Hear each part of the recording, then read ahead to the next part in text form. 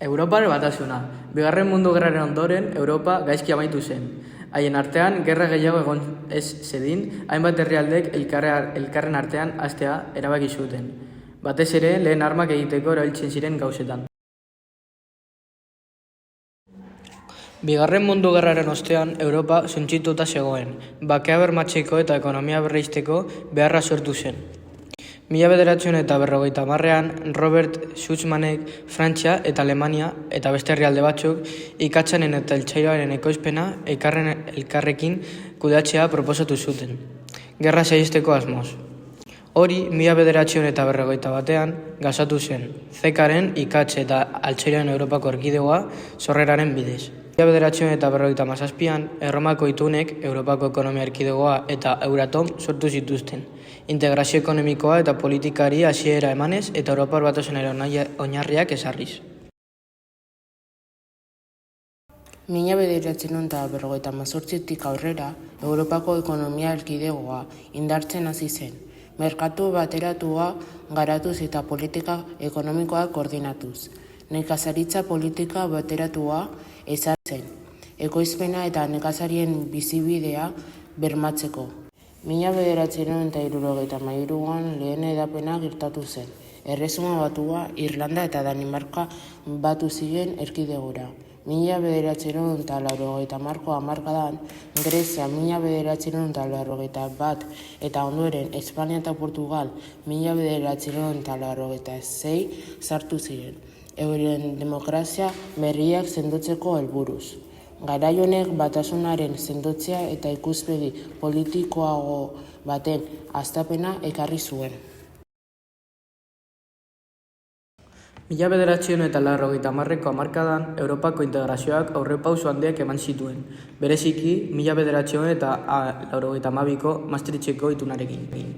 Itun horrek Europako batasuna bihurtu zuen, non Europako herritartasuna ezarri eta politika komunak bultzatu zituen. Gainera, euromoneta komuna sortzeko oinarriak jarri ziren, eta 1985an Austria, Finlandia eta Suedia batu ziren Europar batasunera, batasuna zabalduz eta aniztasun handiago emanez. 2000 urtean, Europako batasunak euro sortu zuen, eta 2002an euroa bihurtu zen 12 herrialdeko moneta ofiziala. Europako integrazioaren aurrerapen handia izanik. 2004an Europar batasuna handitu zen eta 10 herrialde sartu ziren. Polonia, Hungaria, Txekiar Errepublika, Eslovenia, Estonia, Letonia, Lituania, Eslovakia, Malta eta Txipre. 2007an Romania eta Bulgaria batu ziren. Nahiz eta ekonomia globalean eragina izan eta Europako merkataritza eta ekonomiaren egonkortasuna indartu. Zailtasunak sortu ziren politika ekonomikoetan eta fiskaletan. Azkenik, 2013an Kroazia sartu zen. EBEren azken kide bihurtuz eta demokrazia zen ekonomia sendotzeko prozesua jarraituz. 2010ko hamarkadan Europako batasunari hainbat krisi ekarri zizkion. 2008ko finantza krisia eta ondorengo ekonomia krisia hegoaldeko herrialdetan gogor jo zuten eta austerite neurriak ezarri ziren.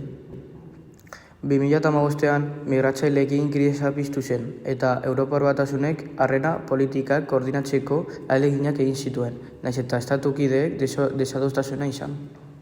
Horrez gain, Brexitek Erresuma Batuak Europar batasunetik ateratzeko 2016an bozkatu izanak Europako etorkizunak zalantzan jarri zuen.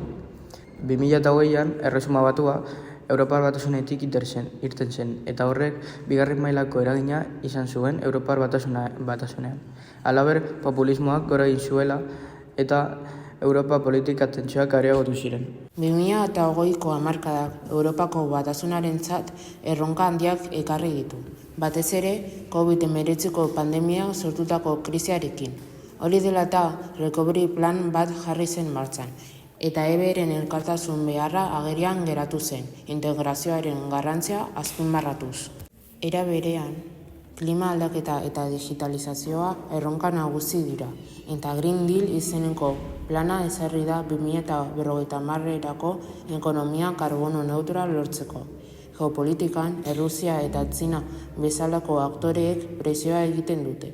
eta ebek bere politika exteriora eta defentsa estrategikak egokitu behar ditu.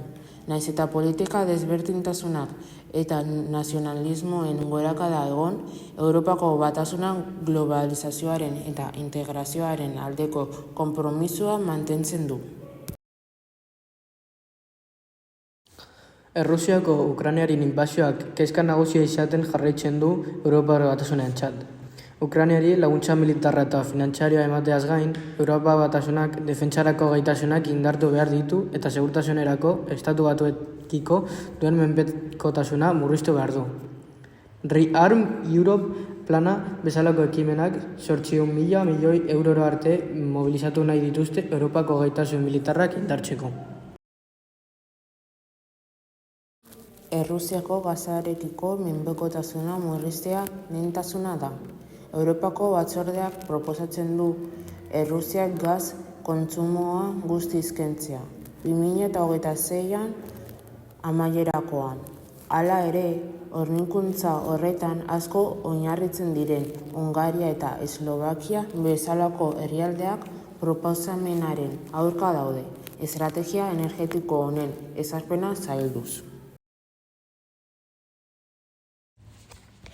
Europako itun berdea ezartzeak erronkak ditu, batez ere nekazaritza sektorean. Nekazarien protestek, ingurumen politikoek eta zenbait sektoren kezka ekonomikoen arteko tirabirak islatzen dituzte eta. Gainera, EBek bere ingurumen helburuak orekatu behar ditu, herritarren behar sozial eta ekonomikoekin. Migrazioaren kudeaketa gai sentikorra izaten jarraitzen du. EBek oreka bat aurkitu behar du giza eskubideen babesaren eta bere mugen segurtasunaren artean. Eskun muturreko alderdian gero eta eragin handiagoak zaildu egiten du migrazio politika koherente eta gizatearak garatzeko. Estatukideen arteko ezberdintasun ekonomikoek Europar Batasunaren kohesioa mehatxatzen dute. Pandemia, osteko susperraldiak eta hornikuntza kateetako tentsioek desberdintasun horiek areagotu dituzte. Ezinbestekoa da Europar Batasunak bere kideen arteko konbergentzia ekonomikoa eta elkartasuna sustatzen duten politikoak sustatu behar dituztela.